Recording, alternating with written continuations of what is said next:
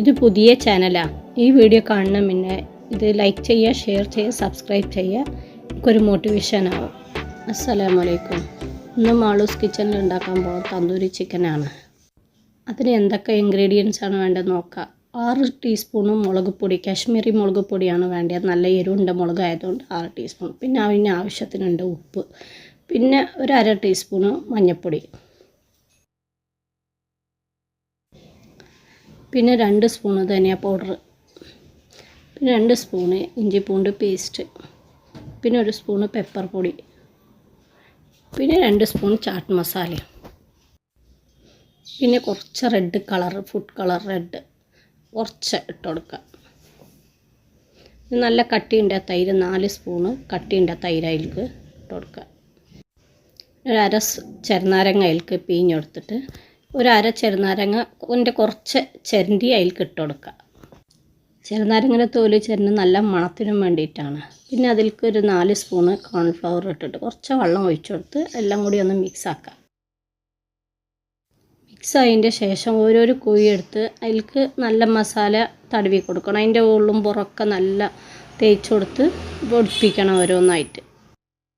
നമ്മളിപ്പോൾ ഉണ്ടാക്കുന്നത് വൈകുന്നേരത്തിനാണ്. ഒരു 7 മണിയോടാണ് ഉണ്ടാക്കുന്നത്. അതിനും വേണ്ടിയിട്ട് ഞാൻ 3 മണിക്കെല്ലാം അത് മസാല തേച്ച് വെച്ചിട്ടുണ്ട്. എന്നാൽ ഒരു 3 അവർ റെസ്റ്റ് ഇടണം കേട്ടോ.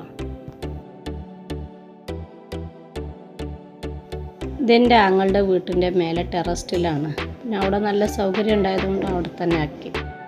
പിന്നെ ഇതിൻ്റെ സാധനങ്ങളൊക്കെ എൻ്റെ ആങ്ങളെ തന്നെയാണ് വാങ്ങി തന്നത്. ഇവിടെ വെച്ച് ഉണ്ടാക്കിയിട്ട് എല്ലാവരും കൂടി കഴിക്കാൻ വെച്ചിട്ട്.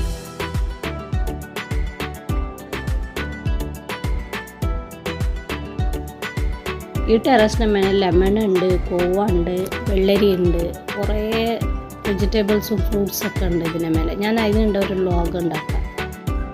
ഇതിൻ്റെ ഇടയിലായിട്ട് ഞാൻ കുറച്ച് മയോനീസ് അടിച്ചിരുന്നു. ഇതിന് നല്ല കോമ്പിനേഷനാണ്. പിന്നെ ഞങ്ങൾ ഉണ്ടാക്കാൻ തുടങ്ങി. ഇതിന് വലിയ സ്റ്റവ് വെച്ചതുകൊണ്ട് അതിനുണ്ട് വലിയ പാത്രം തന്നെ വെച്ചു. പിന്നെ അതിലേക്ക് 2 ലിറ്റർ സൺഫ്ലവർ ഓയിലൊന്ന് ഒഴിച്ച് കൊടുക്കണം. 2 ലിറ്റർ ആകുമ്പോൾ അത് മുങ്ങി നല്ല പൊരിഞ്ഞിട്ട് കിട്ടും. അപ്പോൾ ഏകദേശം 3 അവറായി മസാല ഇട്ട് വെച്ചിട്ട്. അതുകൊണ്ട് നല്ല മസാലയൊക്കെ പൊടിച്ച് കിട്ടിയിട്ടുണ്ട്. നമുക്കിതൊന്ന് പൊരിക്കാം.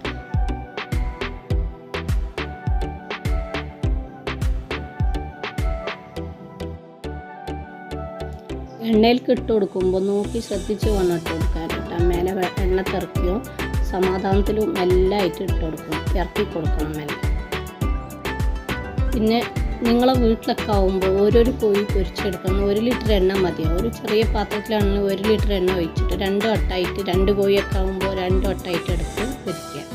നല്ല പൊരിഞ്ഞിട്ടുണ്ട്, തിരിച്ചിടാം നമുക്കിത്. ഇത് കുറേ നേരമായി തിരിച്ചിട്ടുണ്ട്. ഇപ്പോൾ ഇത് നമുക്ക് എടുക്കാം. ചിക്കന് പൊരിഞ്ഞിട്ടുണ്ട്. ഇനിയിപ്പോൾ നമുക്കെടുത്ത് സേവ് ആക്കാം. ഇത് ഇവരിപ്പോൾ കഴിക്കാൻ തുടങ്ങിയിട്ടുണ്ട്. ഇവരൊക്കെ കഴിച്ച് എന്താണെന്ന് റിസൾട്ട് പറയട്ടെ.